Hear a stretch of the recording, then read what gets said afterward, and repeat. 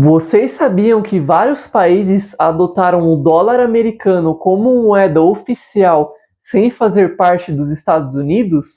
Nesse vídeo eu vou falar para vocês os 8 países oficialmente dolarizados e o que aconteceria com o Brasil se adotasse o dólar como moeda oficial.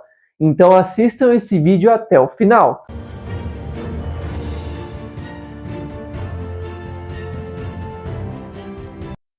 E aí pessoal, Moedas do Mundo começando. Para quem não me conhece, eu sou o Bruno, colecionador de cédulas e moedas, e hoje eu vim falar para vocês dessa curiosidade que eu vi recentemente na internet dos países que adotaram o dólar como moeda oficial. Dezenas de países aceitam pagamentos e transações em dólar, mas existem 8 que utilizam o dólar como moeda oficial. Então eu vou começar pelos países menores para os países maiores. Mas antes, ajudem o canal a crescer clicando no botão do like, se inscrevendo no canal se você ainda não é inscrito e compartilhando para quem você acha que gosta desse tipo de conteúdo.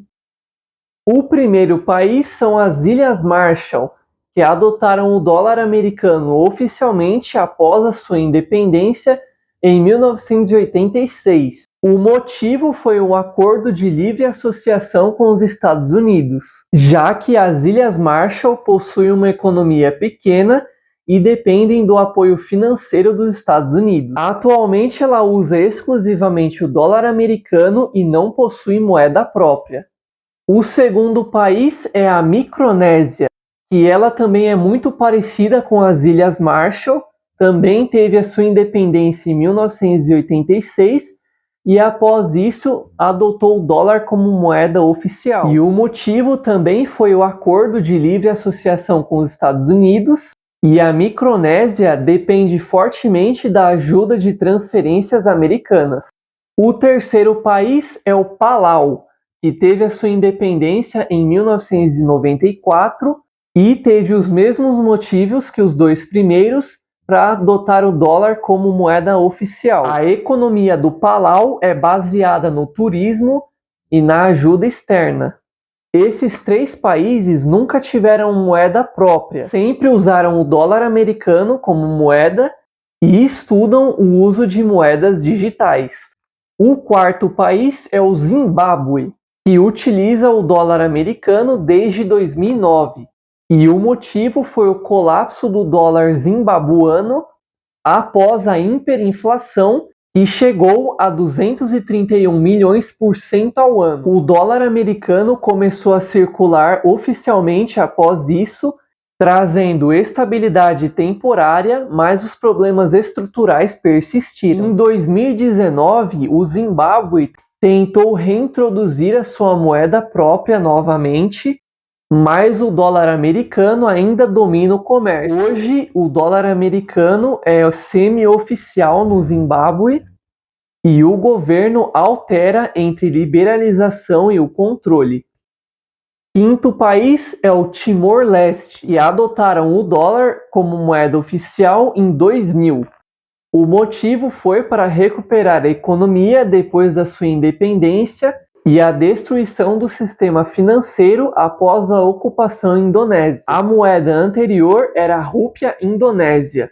Hoje, o governo do Timor-Leste emite as suas próprias moedas, só que em centavos. A dolarização trouxe estabilidade, mas há dependências de receitas de petróleo e vulnerabilidade externa. Também não há política monetária autônoma nesse país.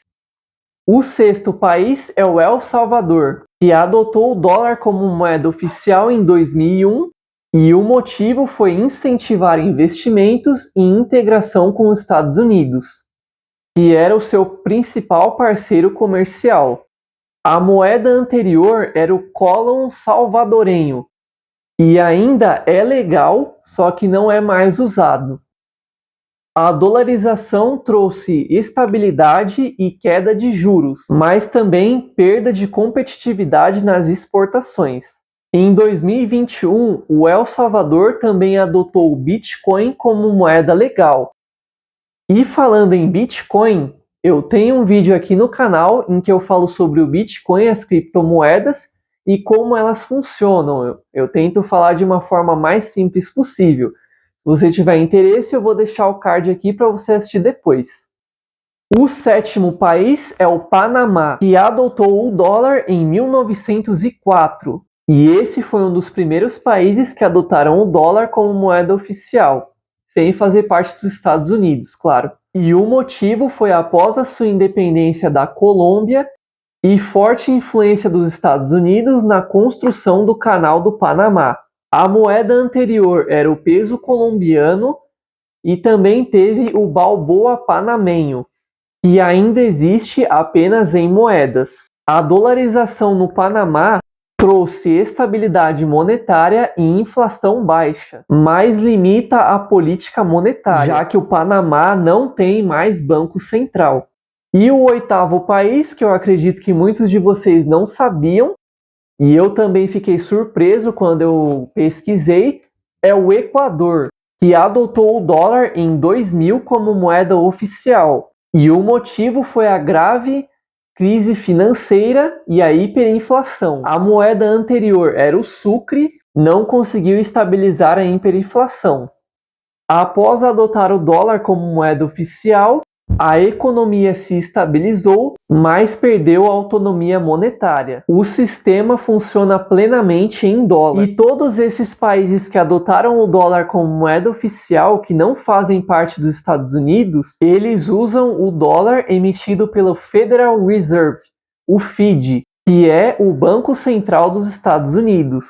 Então esses países eles não podem emitir novas notas nem moedas em dólar e também não têm controle sobre a política monetária. Comenta aí se vocês quiserem que eu faça um vídeo aqui no canal sobre a economia no Equador e se tem diferença nos preços do mercado do Equador e dos Estados Unidos. E agora uma pergunta muito pertinente que veio na minha cabeça e eu tive que recorrer à IA para responder. O que aconteceria se o Brasil adotasse o dólar americano como moeda oficial? Bom, esse é um assunto complexo porque vamos trabalhar com hipótese. Mas vamos começar com a atual situação do Brasil. Nos últimos meses, a inflação estava muito alta e continua alta, então o Banco Central ele precisou elevar a taxa de juros, que hoje está em 15%, considerada alta, para tentar diminuir a inflação. Então a dolarização no Brasil, claro que traria algumas vantagens, e entre elas seria a estabilidade da moeda e da inflação, pois o dólar americano é a moeda mais estável do mundo, e isso traria confiança para investidores e redução dos juros a longo prazo. Facilitaria também o comércio exterior e reduziria custos cambiais, já que não precisaria transformar o real em dólar.